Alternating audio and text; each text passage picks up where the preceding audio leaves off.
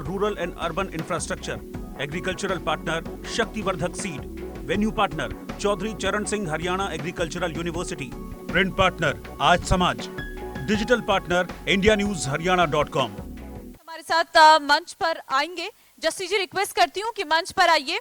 और INLD से ललिता जी, आपसे भी रिक्वेस्ट करती हूँ कि आप मंच पर आइए और इस पर चर्चा करेंगे। क्या मुद्दे हैं, विपक्ष अपनी भूमिका किस तरीके से रखता है, विपक्ष के अपने क्या मुद्दे हैं और उनकी अपनी क्या प्लानिंग है आगे जब वो सत्ता में आते हैं। इस सेशन को होस्ट करेंगे मेरे सहयोगी पराग।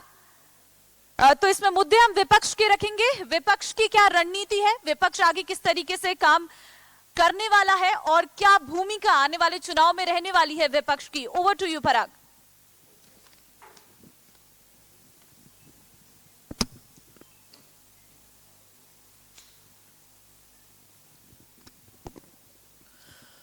बहुत शुक्रिया आपका ममता।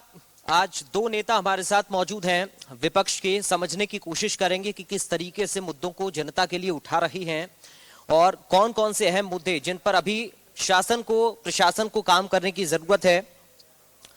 बहुत स्वागत करता हूं। सबसे पहले जस्सी पेटवाल जी, आप ही के साथ में शुरुआत कर रहा हूं। चुनाव बहुत ज्यादा नजदीक है और कई सारे मुद्दे विपक्ष की ओर से उठाए जा रहे हैं। कई सारे प्रदर्शन हम प्रदेश के अंदर देख रहे हैं। किसानों की बात करें, रोडवेज कर्मचारियों की बात करें, सफाई कर्मचारियों की बात करें।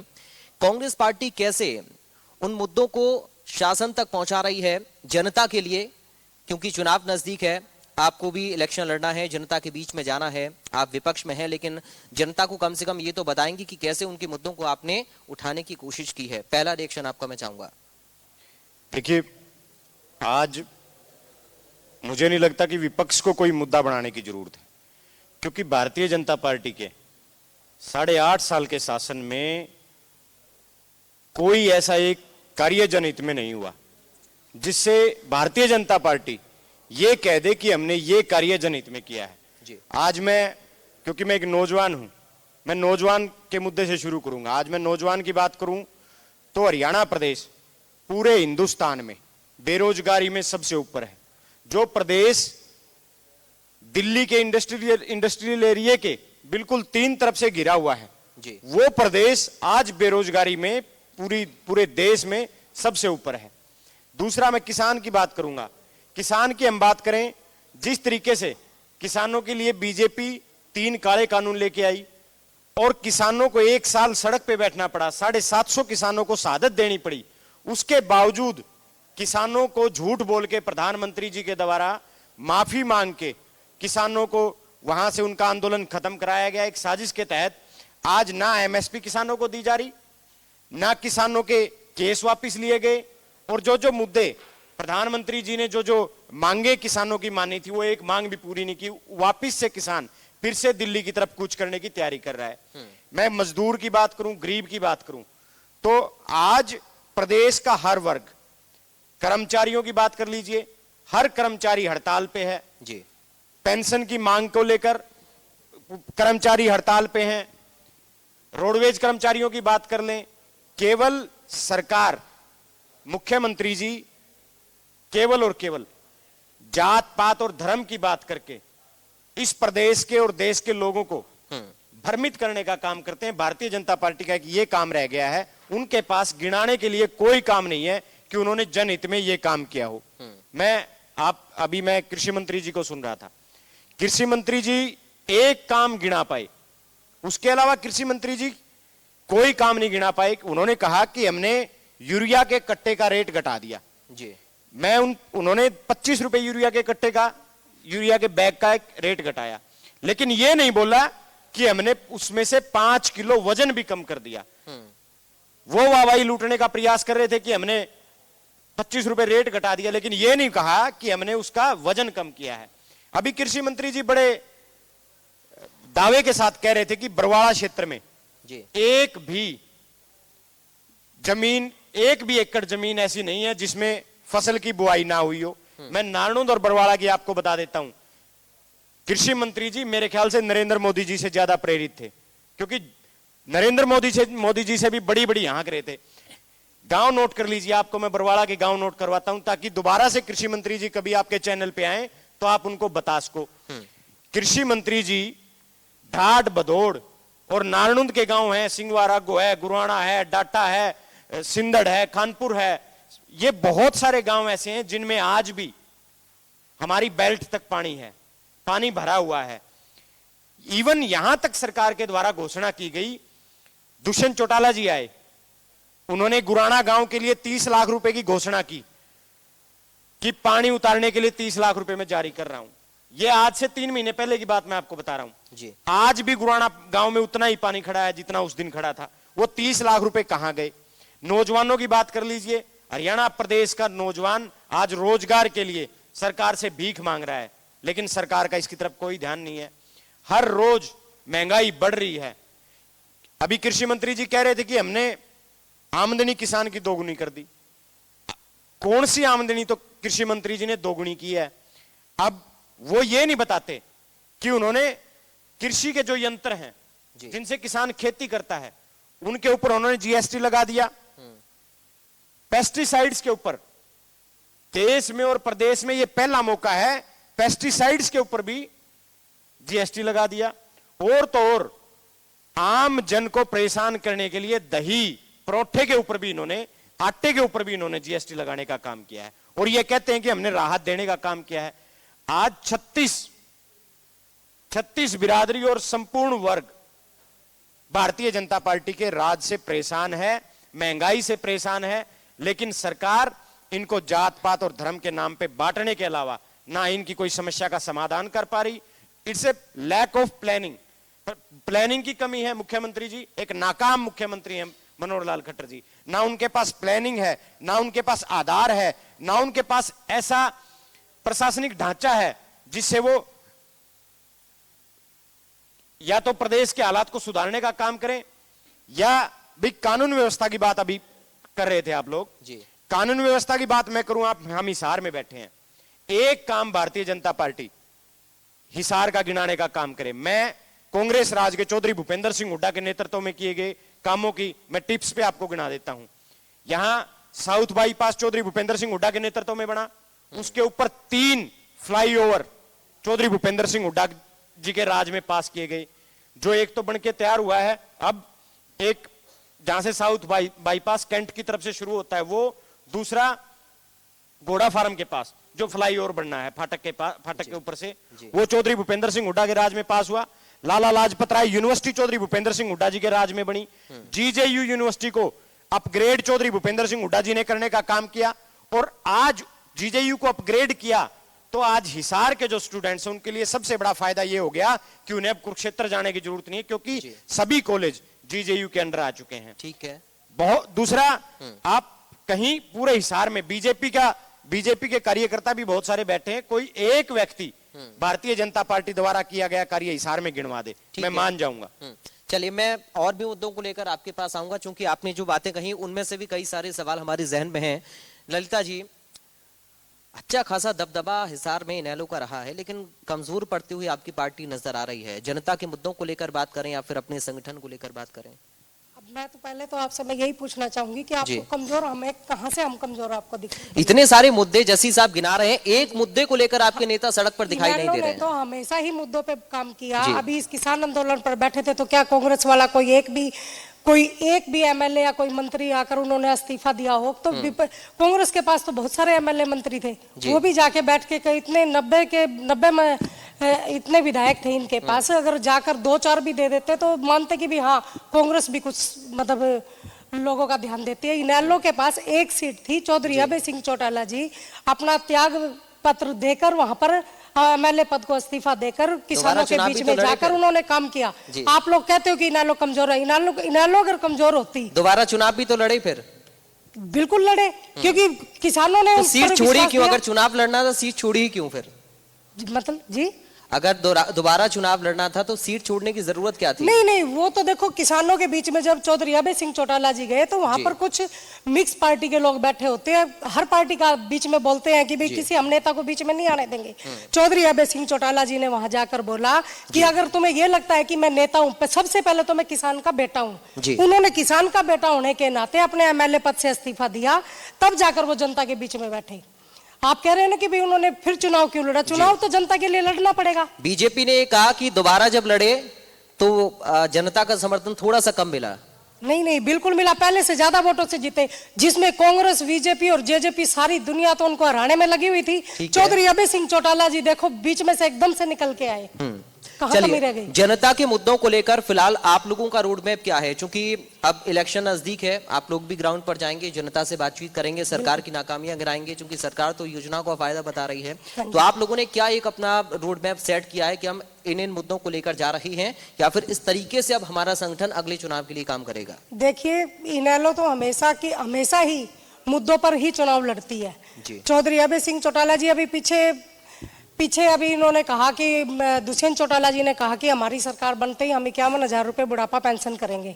ताऊ देवीलाल जी ने 100 रुपए से बुढ़ापा पेंशन स्टार्ट की थी, और ये कहते कि 5100 से। उन्होंने सिर्फ एक झूठे ढकोसले दिए, और हमारी सरकार बनने पर हम 10,000 रुपए बुढ़ापा पेंशन करने का काम करेंगे जी, और बेरोजगारी भत्ता देने का काम करेंगे। हमारे पास बहुत मुद्दे हैं। जो गृहिणी जो घर में काम करती है, 1500 रुपए हर गृहिणी को, मतलब हर गृहिणी को 1500 रुपए मतलब महीना मिलेगा उनको। ठीक है।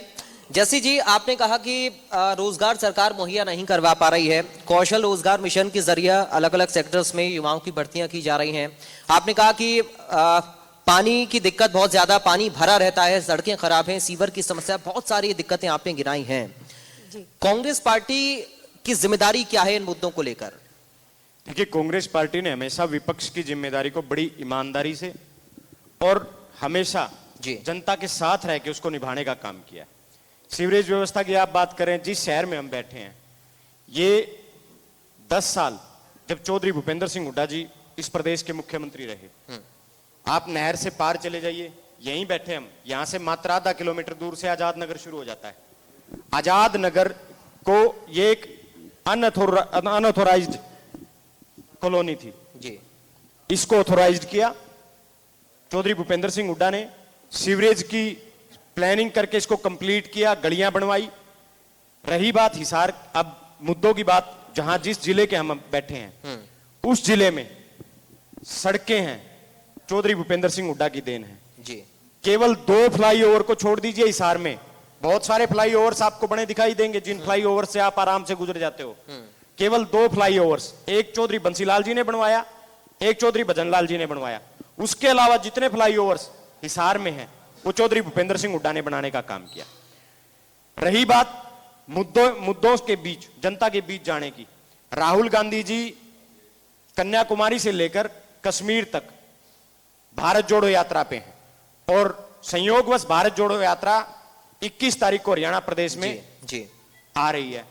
पूरे हरियाणा में लाखों लोगों ने मिस्ड कॉल के जरिए, कांग्रेस पार्टी ने, सांसद दीपेंद्र हुड्डा जी ने एक मिस्ड कॉल नंबर जारी किया है, और वो जो यात्रा चल रही है, वो जो यात्रा है, वो यात्रा मुद्दों को लेकर ही चल रही है। पूरे देश में जो आज महंगाई का, जो बेरोजगारी का एक जबरदस्त आलम है, जिसने आम वर्ग को चपेट में ले लिया है, उन मुद्दों से लड़ाई जो राहुल गांधी जी लड़ रहे हैं, और वो यात्रा उन्हीं मुद्दों को लेकर, आज उस यात्रा को जनता का जबरदस्त अपार स्नेह मिल रहा है।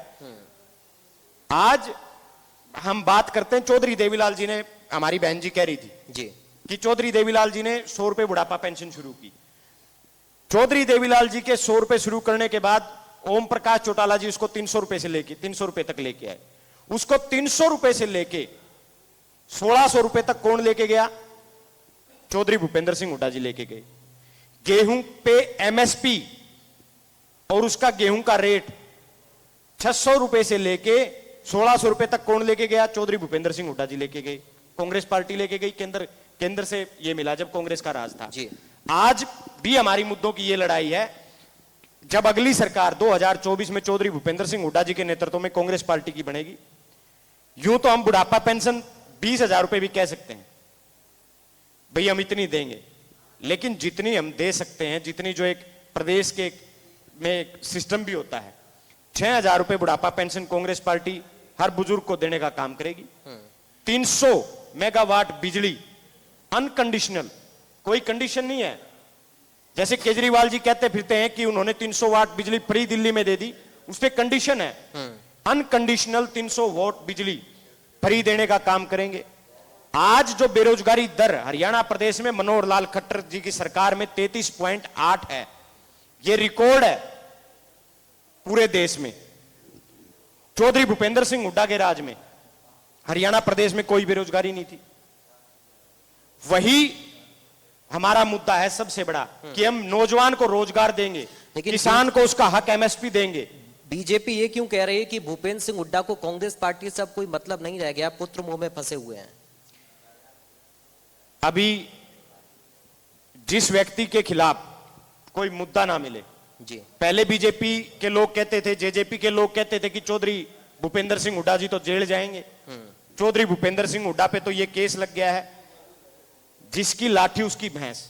भारतीय जनता पार्टी की देश प्रदेश में सरकार है, जिसके ऊपर मर्जी सीबीआई छोड़ देते हैं, जिसके मर्जी ऊपर ईडी के छापे लगवा देते हैं। अब वो बात जब चौधरी भूपेंद्र सिंह हुड्डा जी बिल्कुल साफ निकल गए, उनके ऊपर कोई आरोप, कोई किसी तरीके का कोई कुछ उनके ऊपर नहीं मिला जी, तो अब भारतीय जनता पार्टी एक नया मुद्दा लेके आई है, विपक्ष ही लेके आया है। ये कहते हैं कि चौधरी भूपेंद्र सिंह हुड्डा जी पुत्र मोह में है। चौधरी भूपेंद्र सिंह हुड्डा जी नेता प्रतिपक्ष हैं, उनके 31 एमएलए हैं। क्या उन 31 एमएलए में क्या उनका बेटा है? नहीं है ना। उनके बेटे पूरे हरियाणा प्रदेश में 15 सांसद हैं। उनके वोट से पहले कांग्रेस पार्टी के 30 एमएलए ने जब दीपेंद्र हुड्डा जी को सांसद एज ए राज्यसभा सांसद भेजने का काम किया, जी, चौधरी भूपेंद्र सिंह हुड्डा ने यह फैसला नहीं लेना था, यह फैसला शीर्ष नेतृत्व ने और विधायकों ने लेना था। ठीक है। अब जो लोग ये कहते हैं कि पुत्र मोह में फंसे हुए हैं, चौधरी भूपेंद्र सिंह हुड्डा जी 10 साल मुख्यमंत्री रहे। क्या दीपेंद्र जी ने कभी आगे बढ़ के ये किसी व्यक्ति को महसूस कराया कि वो एक मुख्यमंत्री के बेटे हैं? वो एक एज ए सांसद अपने एक अलग रूट के हिसाब से चलते थे और लोगों की सेवा करने का काम करते थे। और जो काबिल हो, उस बेटे को कोई काबिल है। पूरे हिंदुस्तान में ये रिकॉर्ड है कि 42 साल में कोई व्यक्ति चौथी बार सांसद बना हो। जो व्यक्ति काबिल है वो अपने आप आगे आएगा, और जो नाकाबिल, अब कोई काबिल ही नहीं है तो उसका पिता कितना ही प्रयास कर ले, अगर बेटा काबिल नहीं होगा तो उसका पिता चाहे कितने प्रयास करे वो कभी भी आगे नहीं आएगा, कभी राजनीति में आगे नहीं आ पाएगा। तो ये केवल महज एक आरोप है कि ये बेटे का पुत्र मोह है, ऐसा ठीक कुछ है। नहीं। आपके पास मैं लौटूंगा। ललिता जी, जेजेपी आपके ऊपर आरोप लगाती है और आप लोग जेजेपी के ऊपर ही आरोप लगाते हैं, कहते हैं कि अब जो चुनाव आ रहा है तब तक जेजेपी तो निपट जाएगी, सिमट जाएगी, खत्म हो जाएगी। यही बात जेजेपी कहती है कि इनेलो का वजूद अब नहीं रहा है। संगठन की मजबूती को लेकर आप लोग क्या कर रहे हैं? देखो, संगठन हमेशा इनेलो का मजबूत रहा है जी। इनेलो का जो वर्कर है वो कभी अपने मतलब हिलने वाला वर्कर नहीं है, और इनेलो का वर्कर हमेशा डटकर मुकाबला करता है, चाहे वो कम रह गया हो। ये सच्चाई थी कि जब जेजेपी और इनेलो और पार्टी जब टूटी तो उसमें बहुत कमजोर हो गई थी पार्टी, तो इनेलो का वर्कर जो भी बचा था वो ताऊ देवीलाल का सच्चा भगत बचा था यहाँ पे। और अब धीरे धीरे पूरे गांव के अंदर एक अच्छी लहर है और लोगों ने जेजेपी को भी पहचान लिया, दुष्यंत को भी समझ लिया कि वो किस टाइप का है। वो लोगों की एक भावना थी कि दुष्यंत चौटाला एक युवा नेता है, उनके पीछे लोग भावुक होकर चले गए। काफी युवा हमारे जो सारे इनेलो के ही थे, अब धीरे धीरे उनकी वापसी भी हमारी इनेलो में ही है। और जिस भी गांव के अंदर जाते हैं तो लोगों की एक ही बात है कि आने वाला टाइम इनेलो का है। जी, ठीक है। जसी जी, एक आखिरी सवाल आपसे करूंगा। आपने कहा कि बहुत सारे मुद्दे जिनको हम उठा रहे हैं चुनाव में भी उठाएंगे। जनता उन मुद्दों को कांग्रेस पार्टी के नेताओं के मुंह से समझ क्यों नहीं पा रही है? साथ क्यों जनता का आपको नहीं मिल पा रहा है? आदमपुर चुनाव आप लोग हार गए, एक सीट आपकी कम हुई, बीजेपी की एक बढ़ गई। कांग्रेस चुनाव से पहले, रिजल्ट आने से पहले कहती रही कि ये कांग्रेस पार्टी की सीट है, लेकिन भव्य बिश्नोई ने वहां पर बीजेपी के टिकट पर जीत दर्ज कर ली। राहुल गांधी यात्रा लगातार निकाल रहे हैं, भारत जोड़ो। संगठन की मजबूती को लेकर हरियाणा में क्या कदम है? क्योंकि बीजेपी लगातार आपके संगठन को लेकर ये कहती रही है कि इसमें बिखराव आ रहा है, इसमें गुटबाजी हो रही है, इसमें अलग अलग नेताओं के गुट बन रहे हैं और सब अपने आप में नेता हैं। देखिए, जहां तक मैं संगठन की बात करूं जी, मात्र 6 महीने पहले आदरणीय चौधरी उदयभान जी को कांग्रेस पार्टी ने प्रदेश अध्यक्ष बनाया है। और एक प्रदेश अध्यक्ष जिले वाइज दौरे करता है तो उसमें 4-5 महीने का टाइम लग जाता है जी। यात्रा के तुरंत बाद हरियाणा प्रदेश में संगठन तैयार है। उदयभान जी संगठन की घोषणा करेंगे यात्रा के तुरंत बाद। मैं आदमपुर पे आपने सवाल किया, मैं आदमपुर का आपको जवाब देना चाहूंगा। आदमपुर में 2014 में कांग्रेस पार्टी को मात्र 10,000 वोट मिले, 9200 वोट, और 2022 में केवल 8 साल के बाद कांग्रेस पार्टी को 52,000 वोट मिले। यानी कांग्रेस पार्टी ने लगभग 42,000 वोट ज्यादा लिए। रही बात, मैं भव्य बिश्नोई जी की बात करूं आपके बीच में, कुलदीप बिश्नोई जी कांग्रेस पार्टी से 30,000 वोटों से ज्यादा मार्जिन से चुनाव जीते थे जी, जिसमें उनके बीजेपी भी खिलाफ थी, आईएनएलडी भी खिलाफ थी, जेजेपी भी खिलाफ थी, और वो फिर भी 30,000 से जीते। आज भव्य बिश्नोई की मैं बात करूं तो वो केवल 15,000 वोटों से चुनाव जीते जी। जिसमें उन्होंने, कुलदीप बिश्नोई जी ने अपने हर प्रतिद्वंदी से वोटों की भीख मांगनी पड़ी। चाहे जेजेपी की बात कर लो, चाहे बीजेपी की बात कर लो, मार्जिन भी आधा हो गया। और जितने विरोधी 2019 में चुनाव में थे वो सारे साथ भी आ गए। सारी पार्टियां एक हो गई, सारी पार्टियां एक हो गई। फिर भी आदमपुर से जयप्रकाश जी ने 52,000 वोट लिए और 42,000 वोट 8 साल में बढ़े। इसका मतलब यह हुआ ना कि कांग्रेस पार्टी को जनता का साथ मिला, तभी 52,000 वोट। जो गढ़ कहते थे ये तो चौधरी भजनलाल का गढ़ है और 1 लाख वोटों से जीत होगी। कुलदीप बिश्नोई जी तो चलो उनकी जबान का तो अब कोई भरोसा भी नहीं करता। वो कभी कहते हैं कांग्रेस में जाना भूल थी, बीजेपी में जाना मेरी भूल थी, ये वो पता नहीं, हर 2 साल में पार्टी बदल देते हैं। लेकिन बीजेपी या फिर हम कुलदीप बिश्नोई की बात करें, वो तो ये कह रहे थे कि लगातार तीसरी पीढ़ी से वो हारे हैं, तो उनको तो अब राजनीति छोड़ देनी चाहिए फिर जयप्रकाश जी को। देखिए, जो लड़ेगा हार जीत तो उसी की होगी। अब जो लोग, मैं उन लोगों से एक सवाल करना चाहता हूं कि जयप्रकाश जी तीसरी पीढ़ी से हार गए जी। अब उनसे कोई ये पूछने वाला हो, आपका कभी उनसे सामना हो, कुलदीप बिश्नोई से, भव्य बिश्नोई जी से, आप उनसे भी एक सवाल करना कि आप 3 पीढ़ियां भी तो एक ही आदमी के नाम पे वोट मांगते हो। कुलदीप भजनलाल जी ने अपने नाम पे वोट मांगे, कुलदीप बिश्नोई जी ने उनके नाम पे वोट मांगे, ठीक है, रेणुका बिश्नोई ने भजनलाल के नाम पे वोट मांगे, अब भव्य बिश्नोई ने उनके नाम पे वोट मांगे। वो भी तो 3 पीढ़ियां एक व्यक्ति के नाम पे वोट मांगते। चाहूंगा आखिरी सवाल, गुटबाजी है हरियाणा में कांग्रेस संगठन में? देखिए, कोई गुटबाजी नहीं है। कांग्रेस पार्टी एक बहुत बड़ा समुद्र है और वैचारिक मतभेद कहीं भी हो सकते हैं। जब पार्टी सत्ता में होती है तो किसी को कोई गुटबाजी नजर नहीं आती। ठीक है। जब पार्टी विपक्ष में होती है, ठीक है, तो मेरे विचार मैं कुछ कह देता हूं, आपके विचार आप कुछ रख सकते हैं।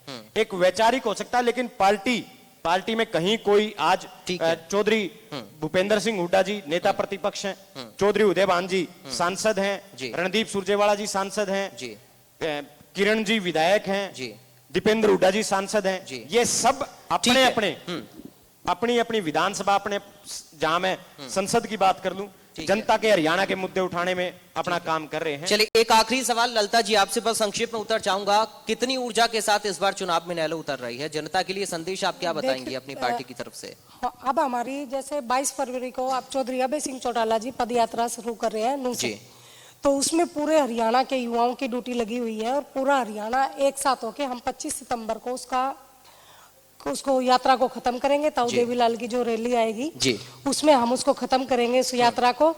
यात्रा में मतलब ये है कि पूरा हरियाणा एक होकर चौधरी अभय सिंह चौटाला पूरे जोश के साथ हम चुनाव लड़ेंगे। ठीक है, ठीक है, जैसे जी बस संक्षेप में रखिए कुछ। हाँ, ये राहुल गांधी की भारत जोड़ो यात्रा का असर है कि देश के नेता अब यात्रा पे निकल रहे हैं। मैं ये असंभव काम है, ऐसी कोई बात नहीं है काम है, लेकिन फिर भी मैं आईएनएलडी को, अभय सिंह चौटाला जी को शुभकामनाएं देता हूं कि वो इस यात्रा को पूरी करें। और भारत जोड़ो यात्रा,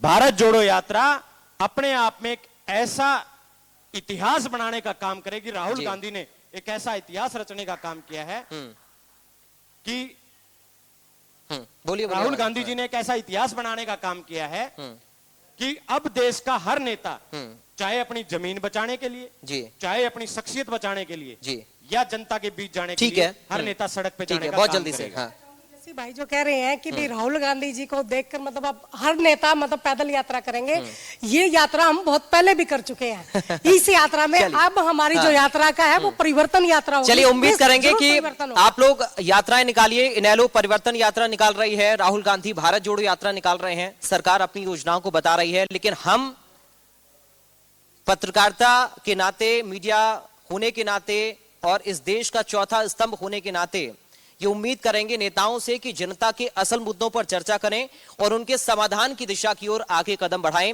फिलहाल इंडिया न्यूज हरियाणा के हिसार कॉन्क्लेव में अभी के लिए और आज के लिए मेरे साथ इतना ही। समय समय पर हम इस तरह से मुद्दे उठाते रहते हैं, अलग अलग शहरों में जाकर लोगों से जुड़ते रहते हैं ताकि जनप्रतिनिधियों से लोगों के सवालों का जवाब ले पाएं। फिलहाल के लिए मुझे दीजिए इजाजत। बाकी खबरों के लिए आप बने रहिए इंडिया न्यूज हरियाणा के साथ। नमस्कार।